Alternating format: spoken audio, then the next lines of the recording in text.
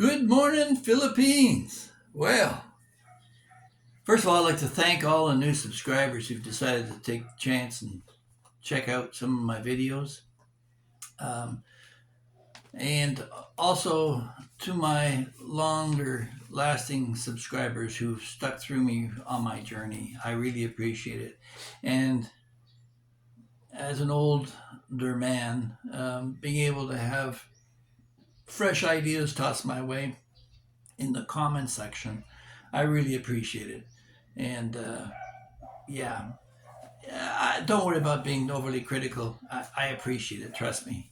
So, before we go any further, if you'd like to try and find some of the unusual, interesting, and novel things that are happening in the Philippines, that's what we try to do here at the Philip Cartmel Experience. So, please like, share, and subscribe. Pound away at that like button and share it with your friends so we can spread and hopefully provide some new information to uh, our viewers. So, as you see today, I'm wearing my I Love Cebu t-shirt today.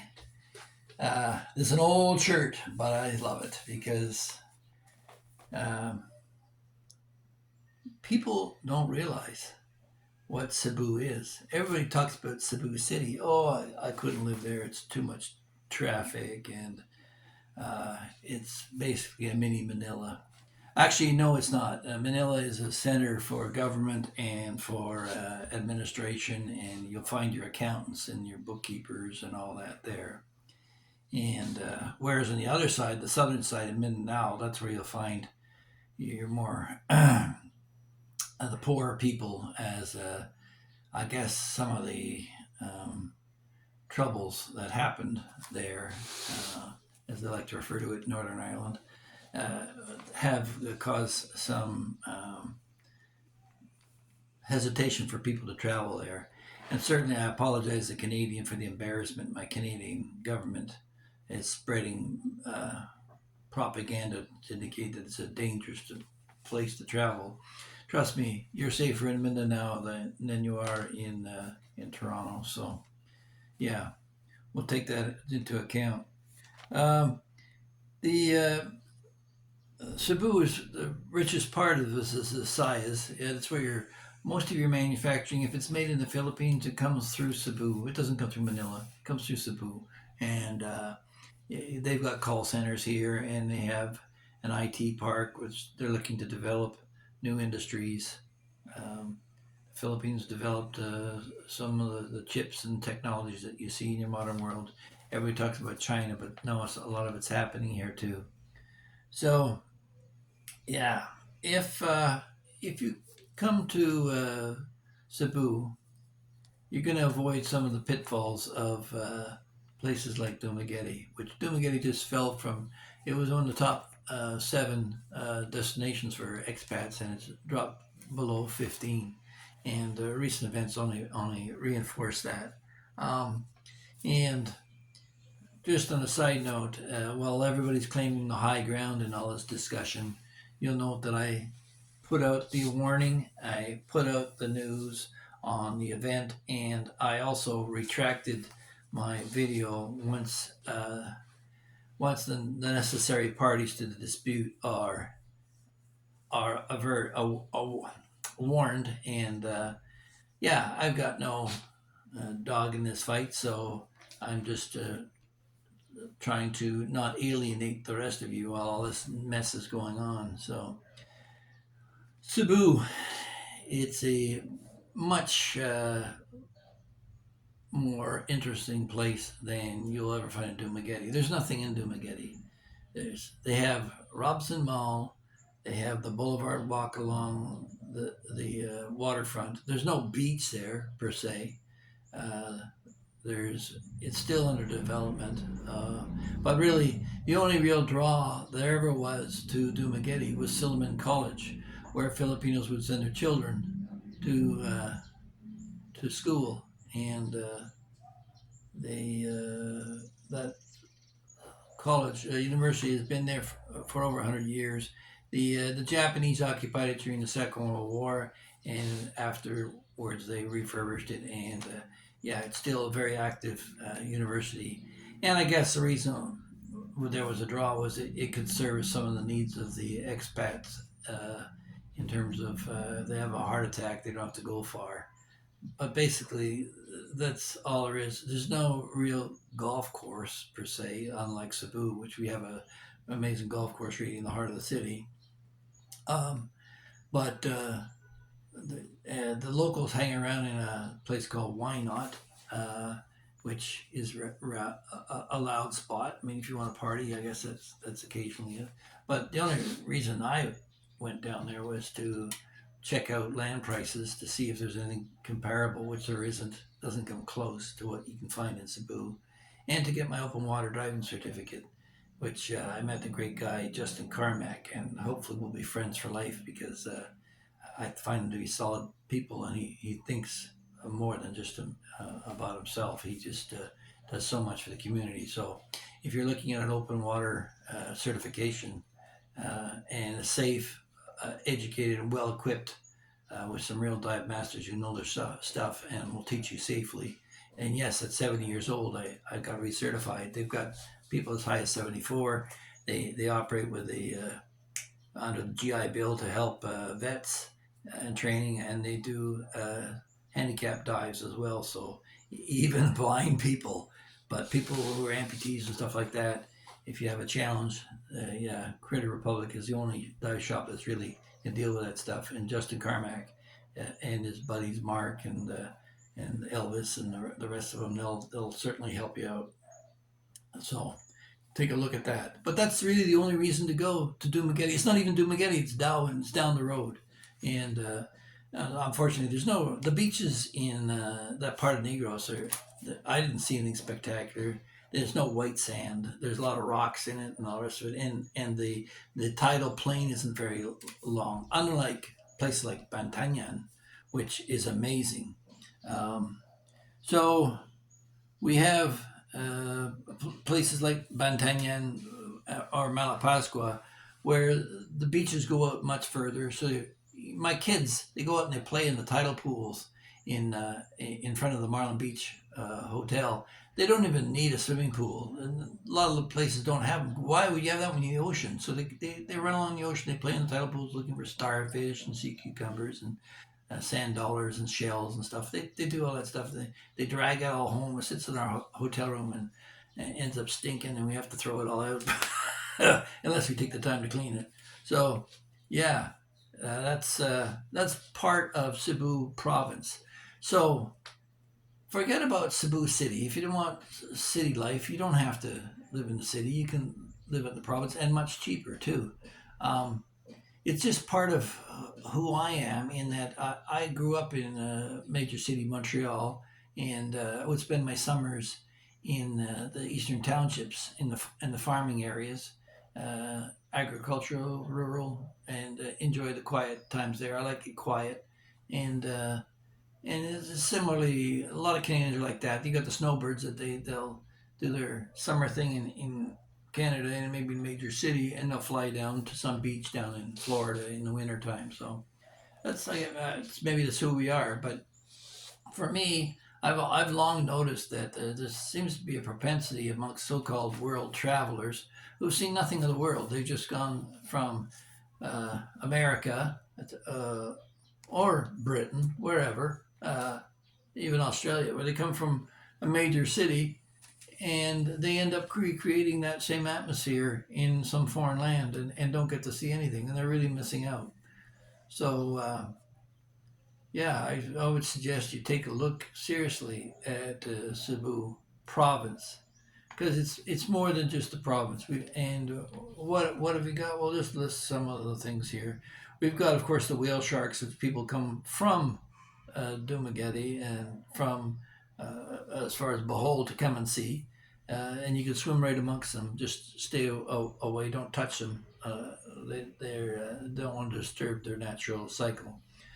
Yeah, and then you got lyre tail sharks in Malapascua, which you'd have to travel all the way up there. But there's dive shops right in Malapascua that can show you around there. Beautiful diving in there as well. And I've told you about the white sand beaches in Bantayan, but they're also in Malapascua, and we've got them in around the northern tip of Bogo and San Remigio and along that area. I've got another video in here, the Dunlap Beach Resort, and there's some shots of Malapascua as well, so you can enjoy them if you like. And yeah, in terms of traveling, I like to travel with a group of people of my own. I'd be quite comfortable climbing into a bus with a bunch of German tourists or Australians or some people from a different country rather than with my own clique. I went through the jungles of Cambodia and down to Chinookville with a bunch of guys from Australia, and we traveled through areas where we had to be dead quiet because there was fear of us being kidnapped. We went to a monkey sanctuary and tiger reserve, and with some areas. Some of the kids there remarked, "Hey, what are you doing here? You're so much older than the rest of us." Well, I like to experience it. I'd rather sleep on a bamboo slat floor than a 5-star hotel anytime. And I really experienced with the locals sitting there on the floor and eating our meals together. It was amazing. So yeah, I think I've told you before. I've been to India, and when we were there, we didn't just stay in Bombay and Calcutta. We went out into the countryside because I traveled with an Indian family, and we had that experience not only there but through Kashmir and Nepal. Um, and you want to try the different foods and see some of the different aspects of dancing and culture and those events. If you travel, see the world. And I give credit to those who decided to travel the Philippines. There was one girl a few years ago on a motorbike. She had tattoos all over her body, and she went up all through Luzon and traveling by herself. And I wonder what happened to her. I never heard any more about her. So why would you travel 10,000 miles to set up your whole new life in a different country, exactly where you came from? Um, Especially when you've got people who they've spent their life, they're set in their ways, they're not likely to change. And if there's any kind of thought process is still going on in your mind, then you want to be able to have some enrichment and expose yourself to new experiences. So, yeah, I told you about Silliman College, about land prices uh, in Cebu, just for example. Um, You can get land down in southern Cebu for about 800 pesos, around that per square meter. Um, and similar stuffs in Valencia. I looked at, they wanted 2,500 pesos per square meter. So it's a third the price, third the cost. Why would I go and when I can, like it's southern Cebu is still like maybe a 4-hour drive to the very tip. Um, if you're living in a place like Karkar or something like that, but um, we've got so many different areas. Malabol, if you go to Malabol, you'll see the sardine runs and the turtles that swim. A lot of locals go there for the day. It's getting a bit more crowded. And you can drive through, as I did, there's some shorts in there of driving through the mountains of Cebu. It's a beautiful country, so you want to be able to experience that. So, like I was saying, land prices. We also looked at a beachfront property in Negros, just past Darwin, and they wanted 5 million pesos for 900 square meters. Whereas in Leyte, which is on the other end of Cebu Island, I was offered for 4 million pesos for 4 hectares on the waterfront, mangrove waterfront, with access to a small beach, and that was for the same price. 4 million pesos. I could buy actually 8 hectares for 8 million pesos. That was the actual offer, but just similar situations of pricing shows what you can get. Now, meanwhile, our townhouse here in Cebu, it costs us 3.5 million pesos, but it would end up costing you probably about 5.5 today, maybe even 6. I don't know, depending on the market. But yeah, so Those are some relative costs. So you can convert that to your own local currency. So just to tout the city itself, yeah, we've got Ayala Mall, which has got movie theaters and outdoor entertainment and everything from Starbucks to your McDonald's, all that other Western stuff. If you wanna hide in a Western enclave and you don't want to be in Dumaguete, and it has at least another exposure from people from other countries, you'd be better off staying at Ayala Mall because you can get a condo right adjacent to the mall and never you could live your whole life there. You would never have to leave. They've got grocery stores, metro, and the rest of it, and you got movie theaters, you got live entertainment, and that's where you can see some bloggers. They go around and they interview people there in the mall all the time. They're always down there interviewing people, looking for content. Um, so you can get lost in the crowd. And then you got Bogo, which is on the northern tip, which that's your jump off point to go to Malapascua or to Bantayan for the provinces. But you've got also the the IT park, which is equivalent of BGC. It's very clean. The thing is, Manila, like you've got places like Tondo in Manila where people don't go. It's a lot dirty and full of squalor, and the crime is a little higher, and you're more likely to get your pocket picked. I'm not saying that it's impossible for it to happen here, but far less likely. Occasionally, you'll see some people sleeping on the overhead bypasses, but it's not rampant like it is in Manila. So there's a greater, more deal of wealth here, and if people are going to start up a business, they're more likely to do it here in Cebu than they are in Manila, depending on the industry, of course. But yeah, I think that pretty well covers it. The thing is, I'll just pause it for a second and think about this.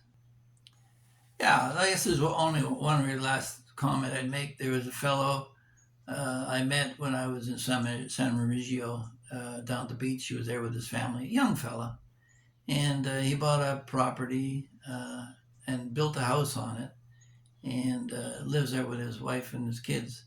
And the whole thing cost him uh, around 2 million pesos, which is about $50,000.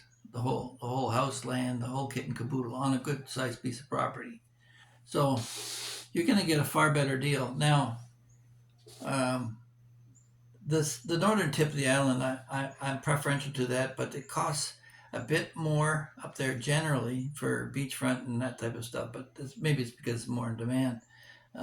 But I can get from there down to Cebu City in a hospital in a couple of hours, whereas the southern tip it's further down. That's another 4 maybe 5 hours right to the tip to the ferry terminal. So that's a good stretch. And then if I were to go over to Dumaguete, it's another 35-minute ferry ride, depending on your time when you cut the ferry, and it's another 20 minutes into town. So that all adds up. It's a long stretch. So it's about 1,020 pesos. Sorry, 1,050 pesos. The actual it's 1,020 pesos for the ticket, and a 30 peso charge for the local port fee. So it's 1,050 pesos each way. So that's 2,100 pesos, which at Canadian dollars, what, 40 to 1. So it's about $5. Uh, or sorry, 2,000. Yeah, about $5 each trip. So um, I've been very fortunate to meet some guys online and some of the bloggers, and I really appreciate some of the input that they've given me. Um, I don't claim to be perfect, and certainly I'm probably the biggest hypocrite of the bunch.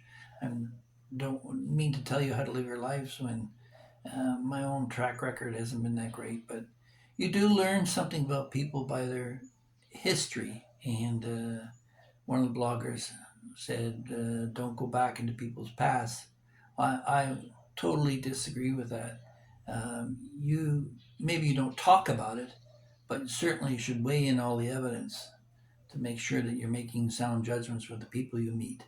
Um, as far as friends go, I just want to touch on that point before we go. Is that a friend is someone who sticks by you through thick and thin. You'll have your disputes with them, you'll argue with them, they'll swear at you, you totally disagree on some things, but he's your friend first and foremost. You don't abandon your friend over a disagreement.